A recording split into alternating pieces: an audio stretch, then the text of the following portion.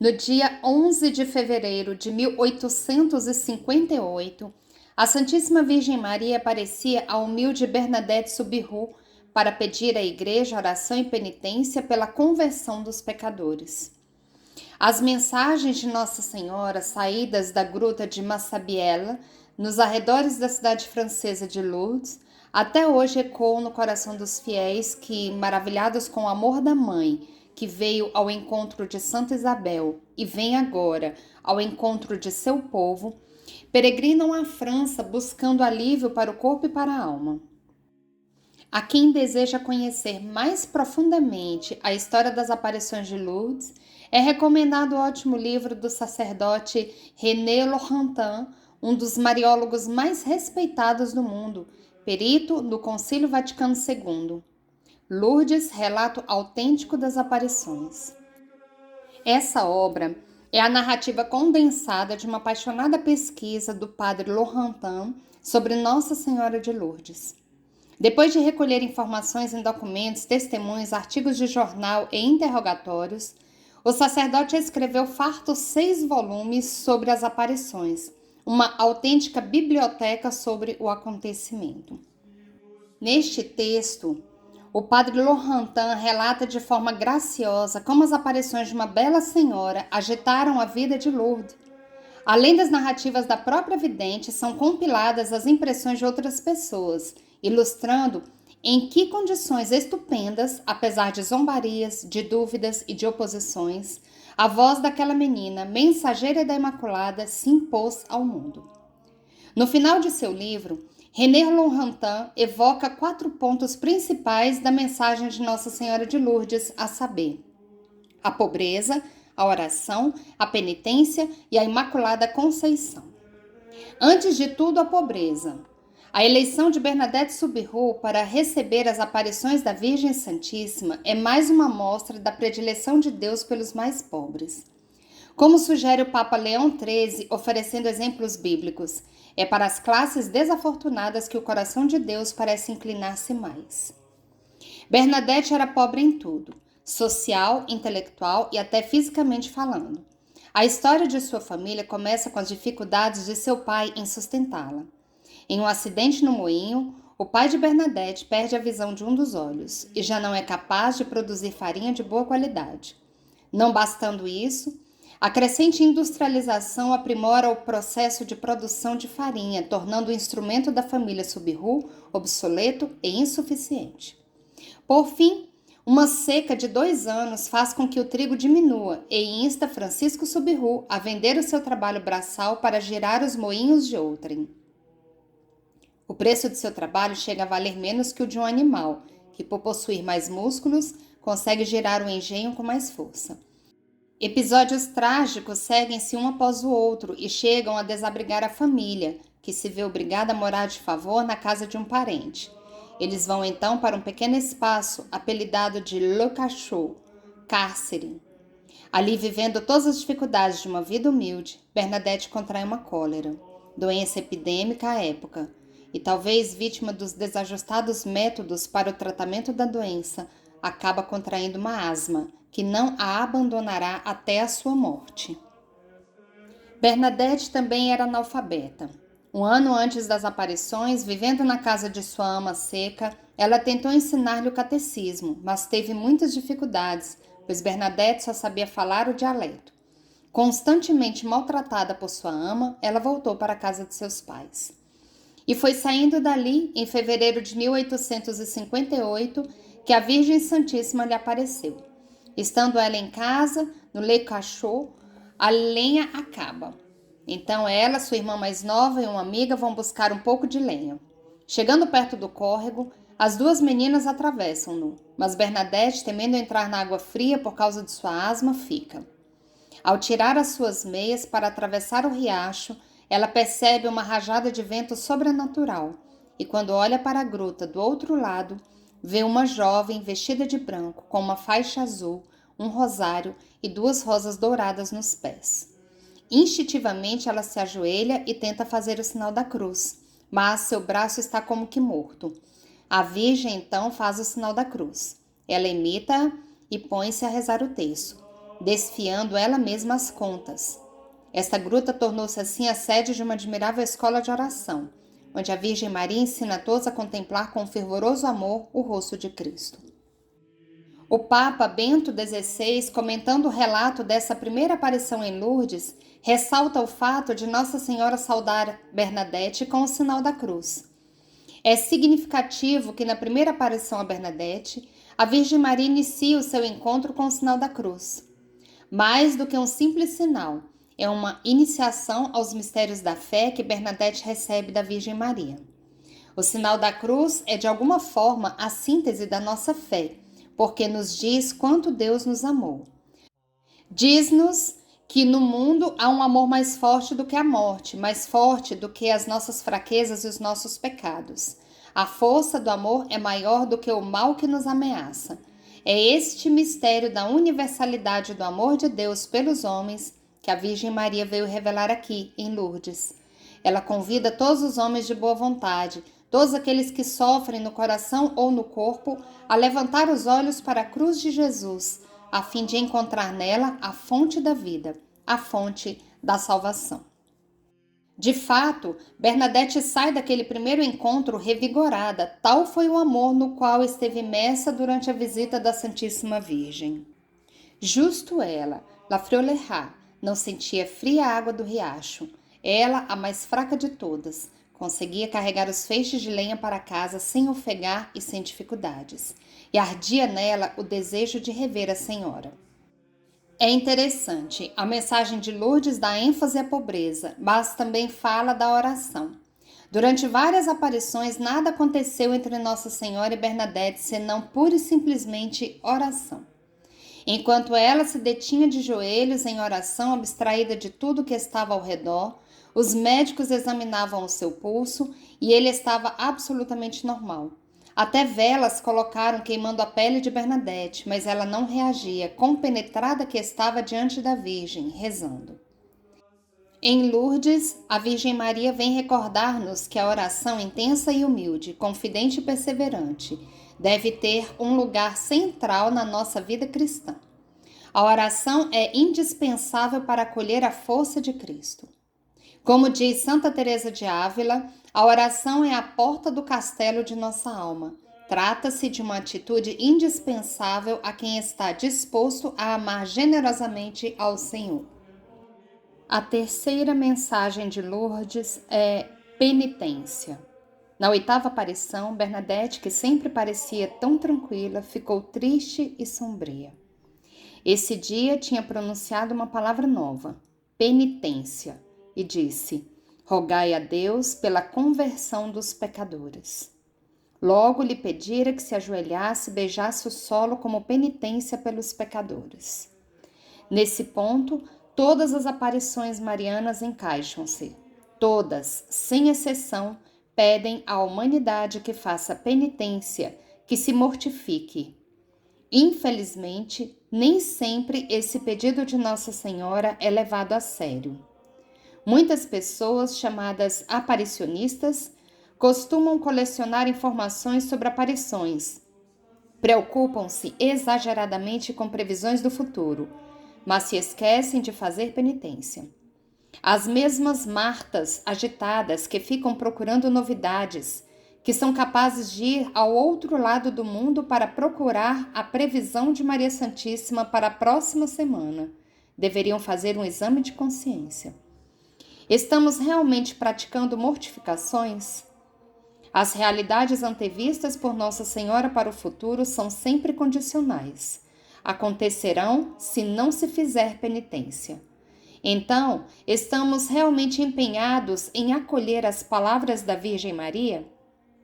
Penitenciar-se pela conversão dos pecadores é, de fato, muito mais eficaz do que se preocupar orgulhosamente com as realidades futuras, como que em uma vontade de poder sobre o tempo, sobre a história e sobre os homens. Na terceira aparição a Santa Bernadette, Nossa Senhora fará uma promessa importantíssima, cujo conteúdo deve ser levado muito a sério por todos os católicos. Não prometo fazer-lhe feliz neste mundo, mas no outro. Essas palavras ajudam a desfazer em nós qualquer ilusão de felicidade ou conforto neste mundo e insuflam-nos um ânimo para verdadeiramente fazermos penitência.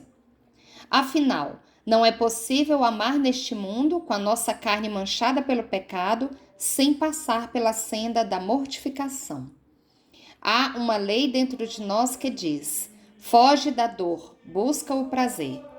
E os cristãos precisam lutar contra essa lei se querem amar generosamente. Quem quer amar de verdade não pode fazer o juramento de não sofrer. Se formos parar para pensar, as pessoas que realmente nos amam são aquelas que sofreram por nós. Isso acontece porque o amor é uma aliança de sangue que diz: eu derramo o meu sangue, mas não desisto de você. Na igreja, que é a comunhão dos santos, os efeitos de nossa penitência atingem membros que até nos podem ser desconhecidos. O sofrimento dos santos pode salvar a vida eterna de muitas pessoas. Na nona aparição, Nossa Senhora manda Bernadette escavar o chão e ali, na gruta de Massabiella, surge uma fonte de água. Trata-se de um convite aos fiéis para renovarem o seu batismo e, ao mesmo tempo, de uma oportunidade para comprovar a veracidade das aparições. São muitíssimos os milagres operados por Deus nas águas de Lourdes, milagres rigorosamente avaliados e amplamente respaldados pela ciência. Em um desses eventos extraordinários, uma mulher tuberculosa com os pulmões completamente prejudicados, esquelética, já no último grau da doença, tendo passado por vários hospitais especializados, encontrou sua última esperança em Lourdes. Ela foi miraculosamente curada depois de ser imersa na água fria da gruta de Massabiella. O primeiro milagre da gruta aconteceu pouco depois da 12ª aparição. Uma mulher de nome Catherine Latapie, que teve um ombro deslocado, o punho quebrado e os dedos retorcidos por causa de um acidente, decide ir à fonte às 3 da madrugada em busca da cura. Após imergir o braço na água, o membro fica curado e ela vai para casa para dar à luz o seu filho, que no futuro se tornaria padre. Outro ponto foco da mensagem de Lourdes foi a Imaculada Concepção da Virgem Maria. O Papa que reinava à época das aparições, o Beato Pio IX, tinha um método de evangelização bastante ousado. Diante da resistência anticlerical vindo principalmente de uma França afetada pela Revolução de 1789, ele decide, com coragem, proclamar os dogmas da Imaculada Conceição e da infalibilidade papal. Na condução de uma igreja internamente desunida e externamente atacada por todos os lados, o Santo Padre escolhe um remédio de bravura: ser exageradamente católico, reforçar ainda mais a fé cristã, dando ênfase a Nossa Senhora e ao Papa. De fato, o dogma da Imaculada Conceição de Maria, segundo o qual a Beatíssima Virgem Maria, no primeiro instante de sua conceição, foi preservada imune de toda a mancha da culpa original, foi proclamado no ano de 1854, 4 anos antes de a Virgem aparecer na cidade de Lourdes. Tal proximidade entre os dois acontecimentos fez com que São Pio X dissesse: apenas Pio IX definira de fé católica que desde a origem a Virgem Maria foi isenta de pecado, a própria Virgem começava a operar maravilhas em Lourdes. No entanto, a pequena Bernadette, que não sabia nem que a bela senhora que tinha visto na gruta era a Virgem Maria, muito menos sabia que o dogma da Imaculada Conceição havia sido proclamado por Pio IX. Então, no dia 25 de março de 1858, festa da Anunciação, Nossa Senhora apareceu-lhe e disse: Je suis l'Immaculée Conception. Eu sou a Imaculada Conceição. Bernadette, que nunca tinha ouvido aquela expressão, saiu da gruta repetindo para si mesma aquela frase para contá-la ao padre, que tinha pedido uma comprovação da veracidade das aparições. O sacerdote ficou perplexo, pois conhecia aquela menina, que não tinha feito a primeira comunhão, e portanto não sabia o que era a Imaculada Conceição. A partir desse momento, o crédito das aparições aumentou. A Santíssima Virgem acabava de confirmar o método pastoral de Pio IX. Contra os lobos que devoram o rebanho, a solução não é uma conversa tímida e covarde, mas uma paulada na moleira.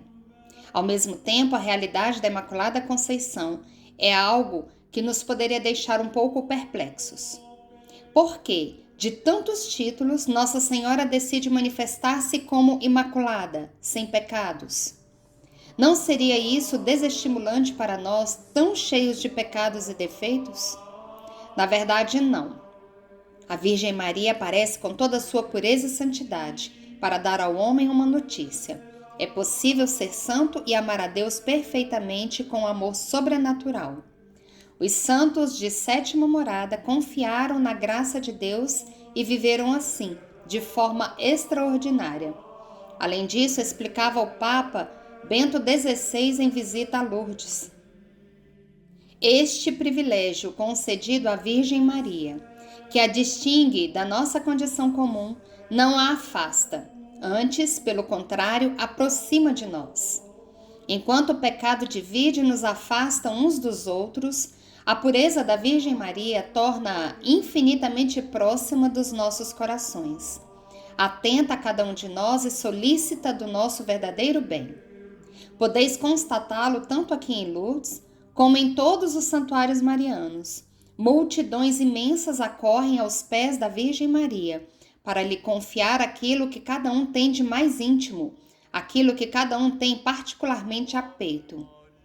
Diante da Virgem Maria, precisamente em virtude da sua pureza, o homem não hesita em mostrar-se na sua debilidade, em manifestar as suas interrogações e as suas dúvidas, em formular as suas esperanças e os seus desejos mais secretos. O amor materno da Virgem Maria desarma toda a forma de orgulho, torna o homem capaz de se olhar como é, e inspira-lhe o desejo de se converter para dar glória a Deus. Quando as aparições terminaram, a família Subiru conseguiu melhorar um pouco de vida, mas apenas através do seu trabalho. Repugnava-lhe pensar em ganhar dinheiro à custa da fama das aparições. Bernadette, que então vivia uma vida de doação aos mais pobres, entrou com 22 anos no convento de Nevers, onde passou o resto de sua vida. Tratada com severidade pela mestra de noviças, Madre Thérèse Vuzu, Bernadette viveu com amor o recolhimento e a humilhação. Vítima de uma tuberculose, nasceu para o céu com 35 anos.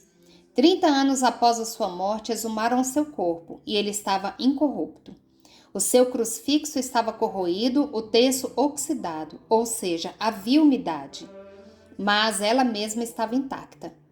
Após a enterrarem e exumarem de novo, seu corpo continuou intacto.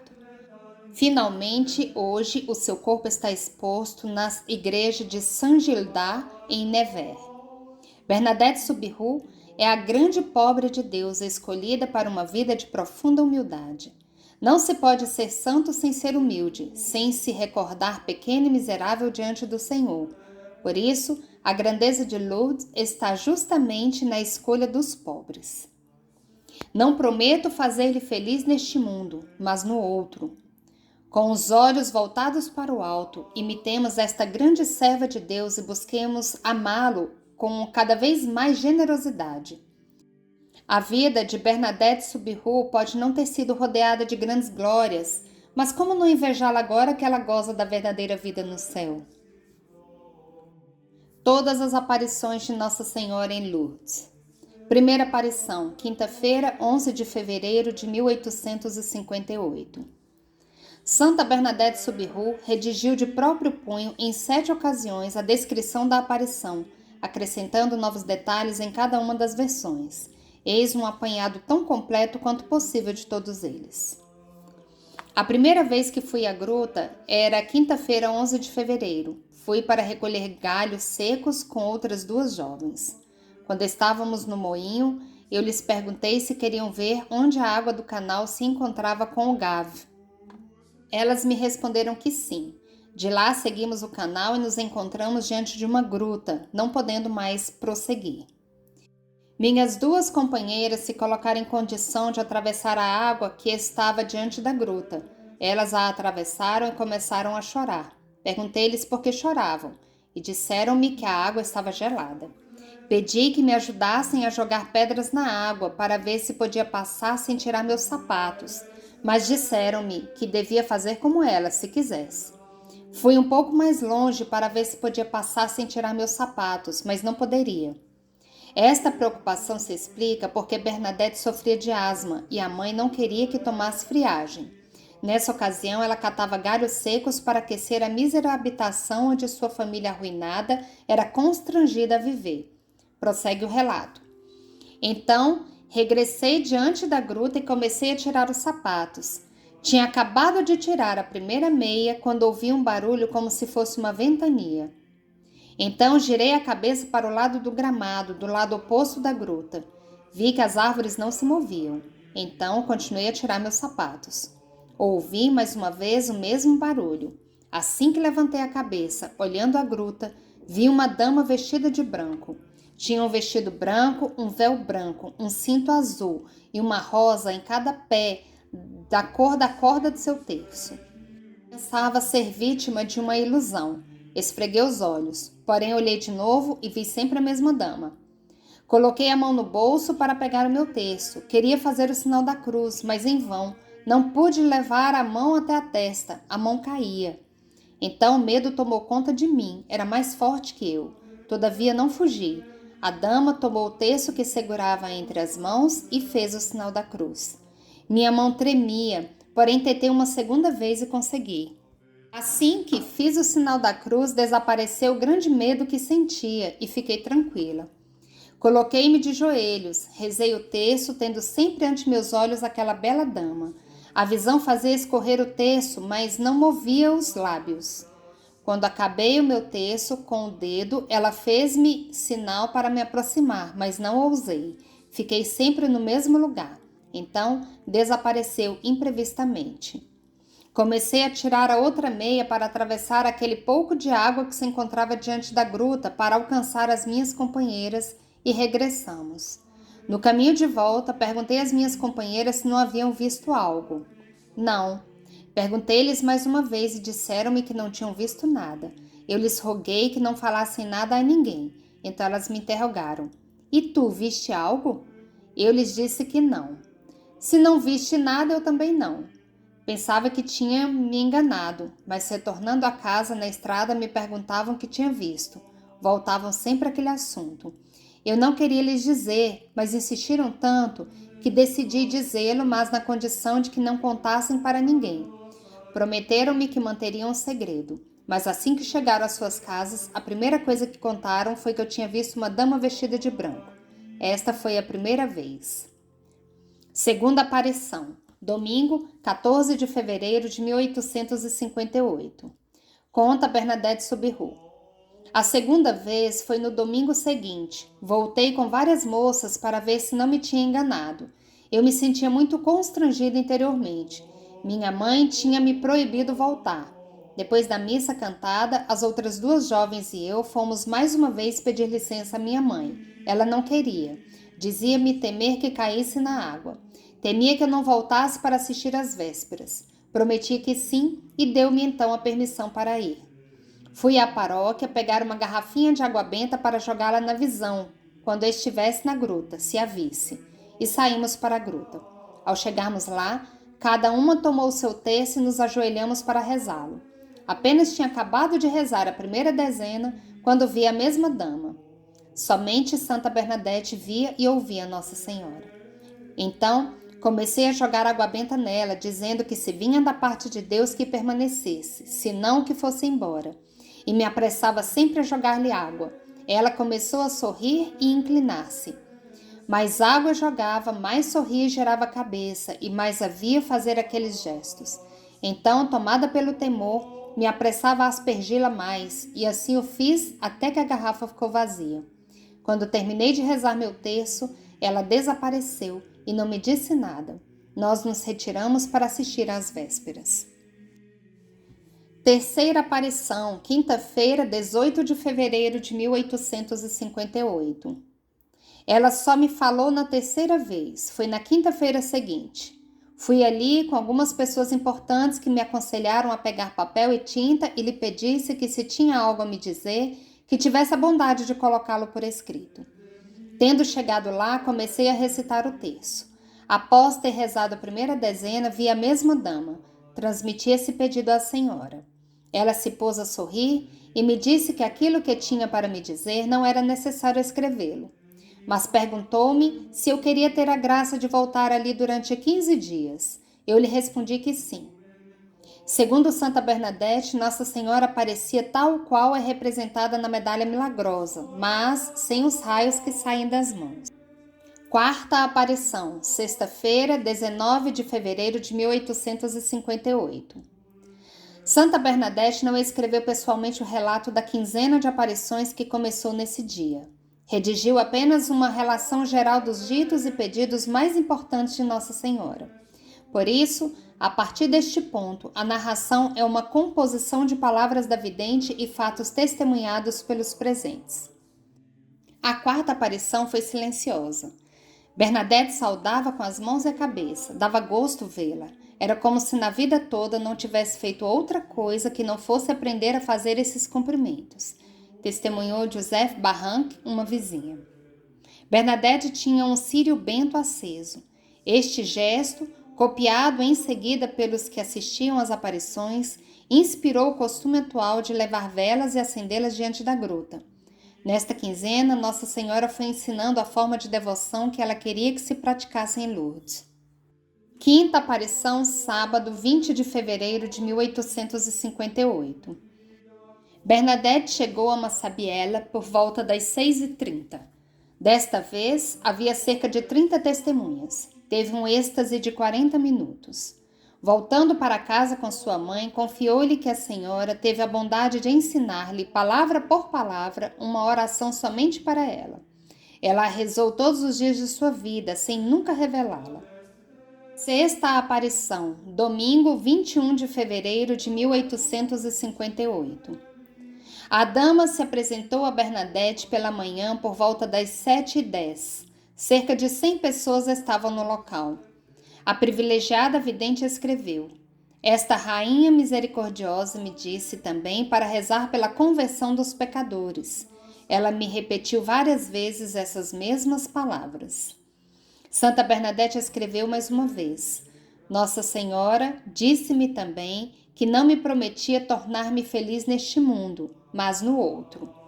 À tarde, o delegado de polícia, Dominique Jacomet, submeteu a vidente a um grosseiro e ameaçador interrogatório, exigindo-lhe que se retratasse sob pena de prisão. Bernadette não se intimidou e respondeu com segurança, desmontando suas ciladas. No fim do interrogatório, o policial a proibiu de voltar à gruta. O pai da vidente cedeu à pressão e também proibiu. Segunda-feira, 22 de fevereiro de 1858. Não há aparição. Neste dia, soldados foram postos para vigiar os movimentos da vidente, prontos a prendê-la caso regressasse à gruta de Massabiella. O apelo interior foi contudo mais forte e à tarde ela ali acorreu. Esta sua decisão foi confirmada pelo padre Pomion, mas Nossa Senhora não apareceu e Bernadette parecia desfeita. Não sei no que eu faltei a esta dama. Porém, no fim do dia a cidade estava em alvoroço e o prefeito achou melhor suspender a proibição. Oitava aparição, quarta-feira, 24 de fevereiro de 1858. O delegado Jacomet hostilizou a multidão. Como é possível que em pleno século XIX haja ainda tantos idiotas? Exclamou. Os fiéis responderam com cânticos marianos. Contou Jean-Baptiste Strade, cobrador de impostos em Lourdes, que pouco tempo depois de ter entrado em êxtase, Como alguém que recebe uma má notícia, Bernadette deixou cair os braços e abundantes lágrimas começaram a correr pela sua face. Ela subiu de joelhos o aclive que precede a cavidade, osculando a cada passo o chão. Voltou-se depois em direção à multidão de 300 pessoas. Com a voz marcada pelos soluços, referiu à multidão o pedido de Nossa Senhora. Penitência, penitência, penitência, e rezai a Deus pela conversão dos pecadores. Além da recomendação de beijar a terra em penitência pelos pecadores. Penitência, penitência, penitência. Lembremos que em Fátima, em 1917, Nossa Senhora faria ainda um derradeiro apelo em termos ainda mais congentes e dramáticos. Nona aparição, quinta-feira, 25 de fevereiro de 1858. A afluência de público atingiu aproximadamente 350 pessoas. Bernadette obedecia em êxtase às ordens da nobre senhora, subindo até a gruta e beijando a terra com uma agilidade surpreendente. Eis o que narrou a santa. A senhora me disse que eu deveria beber da fonte e lavar-me nela. Mas, como não havia, fui beber no gave. Ela me disse que não era ali, e me fez um sinal com o dedo para ir à gruta, mostrando-me a fonte. Eu fui, mas só vi um pouco de água suja. Parecia lama, e em tão pequena quantidade que com dificuldade pude colher um pouco no côvado da mão. Eu me pus a arranhar a terra até poder colhê-la, mas 3 vezes a joguei fora. Foi só na 4ª vez que pude bebê-la, de tal maneira estava suja. Nossa Senhora ordenou também a Bernadette comer grama da gruta. Ela me disse para comer da erva que se encontrava no mesmo local onde eu fui beber. Foi só uma vez, ignoro o porquê. Uma vez interrogada, ela respondeu: a senhora me levou a fazê-lo com um movimento interior. Nossa Senhora pediu-lhe que se lavasse com aquela água. Ide a beber da fonte e lavai-vos ali. Seu rosto ficou então sujo. A multidão não compreendia o que se passava e começou a achar que a vidente estava louca. A cena, uma das mais transcendentais na história de Lourdes, num primeiro momento desiludiu a todos. 26 de fevereiro de 1858, nova proibição. Aproveitando a momentânea confusão, as autoridades baixaram um novo interdito de voltar à gruta. A cena, no dia 22, se repetiu. Havia 600 pessoas, mas Nossa Senhora não apareceu. 10ª aparição, sábado, 27 de fevereiro de 1858. Uma massa compacta de 800 pessoas aguardava Bernadette na gruta por volta das 6h30. Por 15 minutos, Bernadette caminhou de joelhos e beijou o chão várias vezes. Em seguida, comandou a multidão por 2 vezes com gestos para que repetisse aquele ato de penitência. Só na 2ª vez os presentes obedeceram. A partir daquele dia, o chão e a pedra sagrada de Massabiella são cobertos de beijos de pessoas de todo o mundo. 11ª aparição, domingo, 28 de fevereiro de 1858. Caía uma chuva fina e constante e fazia um frio terrível, enquanto cerca de 1.200 pessoas se encontravam na gruta desde o amanhecer. Bernadette chegou às 7, pôs-se de joelhos, rezou o terço e beijou a terra, enquanto um potente sopro pareceu passar sobre os presentes. Todos, ou quase todos os espectadores se ajoelharam, rezaram e beijaram o chão com Bernadette. 12ª aparição, segunda-feira, 1º de março de 1858. Desta vez, o pai de Santa Bernadette acompanhou a filha à gruta. Desde cedo havia ali por volta de 1.500 pessoas. A pedido, a vidente tinha levado o terço de uma outra pessoa, mas na hora de rezá-lo, a dama lhe perguntou: onde está o teu terço? Bernadette tirou-o então do bolso. Sorrindo, a Virgem lhe disse: usai-o. A santa repetiu os gestos: comer ervas, beber e se lavar com a água da gruta. O povo começou a imitá-la e se constatou que a água brotava cada vez mais límpida e abundante. Entre os assistentes, por primeira e única vez, esteve um sacerdote. Foi o padre Antoine Désirrat, que ignorava a interdição ao clero de comparecer ao local. Ele escreveu: Só Bernadette viu a aparição, mas todo mundo tinha como que o sentimento de sua presença. Respeito, silêncio e recolhimento reinavam por todo lado. Oh, como estava bom! Eu acreditava estar no vestíbulo do paraíso. Na noite daquele dia, aconteceu o primeiro milagre. Catherine Latapie, grávida de 9 meses, tinha paralisado os 2 dedos da mão direita. O mal lhe impedia de atender às necessidades do lar e dos filhos. Ela imergiu a mão na água e sentiu um grande bem-estar, com os dedos movimentando-se naturalmente. 13ª aparição, terça-feira, 2 de março de 1858. Nessa data, Bernadette teve só uma breve visão da dama. Havia por volta de 1650 pessoas. Ela me disse que eu devia dizer aos padres para construir uma capela aqui. E contou como cumpriu essa missão. Fui procurar o senhor pároco para lhe dizer que uma dama me tinha ordenado de ir dizer aos padres para construir ali uma capela. Ele me olhou um momento e logo me perguntou num tom incomodado quem era essa dama. Eu lhe respondi que não sabia. Então ele me encarregou de perguntar a ela o nome e de voltar para lhe contar. A dama disse: devem vir aqui em procissão. Contou a vidente ao pároco, padre Dominique Perramala.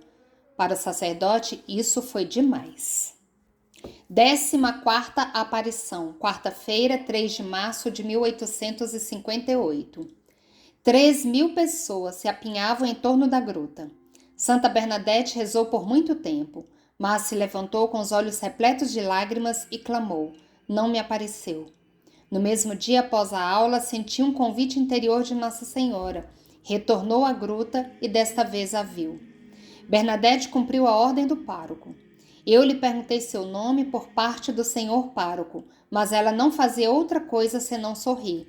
Voltando, fui à casa do senhor pároco para dizer-lhe que tinha cumprido a missão, mas que não tinha recebido outra resposta senão um sorriso. Então ele me disse que ela zombava de mim e que eu faria bem de nunca mais voltar, mas eu não podia me impedir de ir. Fechando a questão, o padre Perramala orientou: se a senhora deseja realmente uma capela, que diga seu nome e faça florescer a roseira da gruta. Quando Santa Catarina Labouré soube em Paris das aparições de Nossa Senhora em Lourdes, exclamou: é a mesma. A santa lamentou várias vezes que não se tivesse construído na Rua do Bac o santuário dedicado à Medalha Milagrosa, pedido pela Mãe de Deus.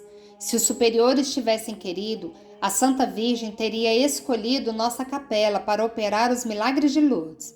Disse em outra ocasião: para Santa Catarina, Nossa Senhora escolheu Lourdes para suprir a falta de interesse das autoridades religiosas de Paris. 15ª aparição, quinta-feira, 4 de março de 1858. A quinzena de aparições concluiu-se no dia 4 de março.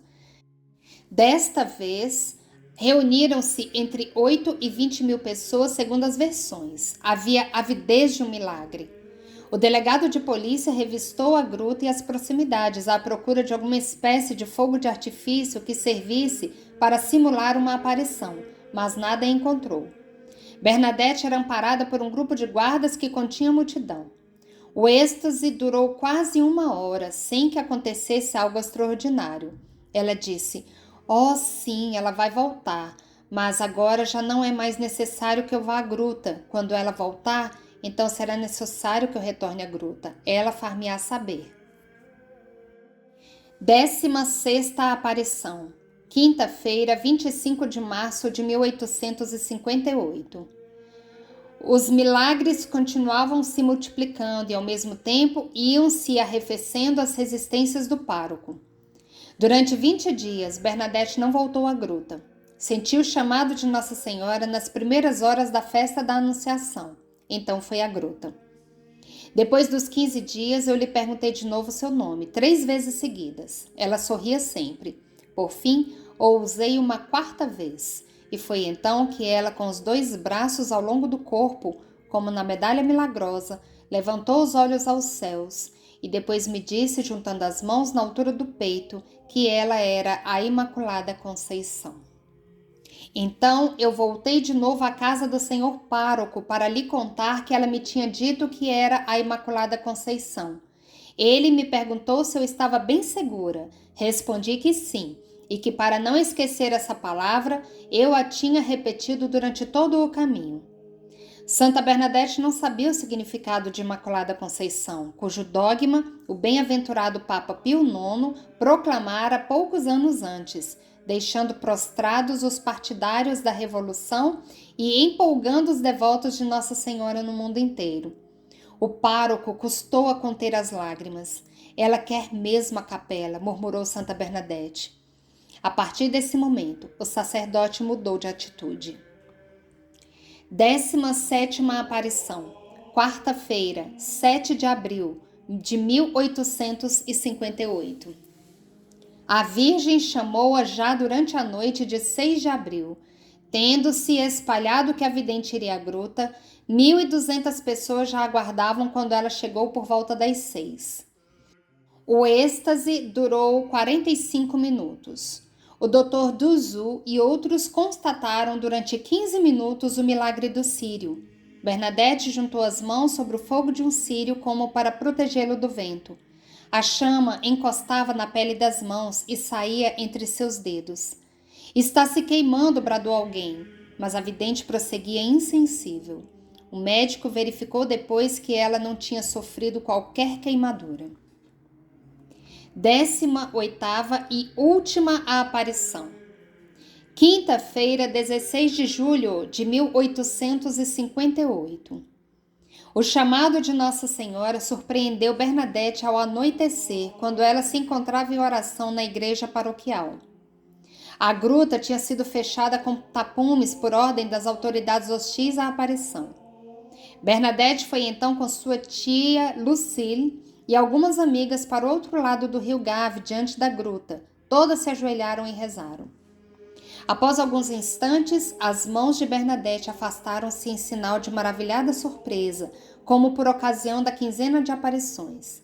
Terminado o êxtase e voltando à casa, ela confidenciou: eu não via os tapumes nem o Gave. Parecia-me estar na gruta, na mesma distância das outras vezes. Eu via somente a Virgem. Esta última aparição ocorreu na festa de Nossa Senhora do Monte Carmelo. Sintomaticamente, em 13 de outubro de 1917, depois do milagre do sol em Fátima, Nossa Senhora se mostrou revestida do hábito da Ordem do Carmo. Foi a última despedida na gruta. Santa Bernadette Soubirous somente voltaria a ver Nossa Senhora 21 anos depois, em Nevers, no dia 16 de abril de 1879, quando deixou esta terra de exílio para contemplá-la eternamente no céu. Oremos. Sob a tua proteção procuramos refúgio, Virgem Imaculada de Lourdes, que és o modelo perfeito da criação segundo o plano original de Deus. A ti, neste dia, confiamos os doentes, os idosos, as pessoas sozinhas, os cuidadores. Alivia o seu sofrimento, enxuga as suas lágrimas e obtém para cada um a força necessária para realizar a vontade de Deus. Seu amparo de todos que aliviam, dia após dia, os sofrimentos destes irmãos. E ajuda-nos a crescer no conhecimento de Cristo, que, com a sua morte e ressurreição, venceu o poder do mal e da morte. Amém. Nossa Senhora de Lourdes, intercede por nós.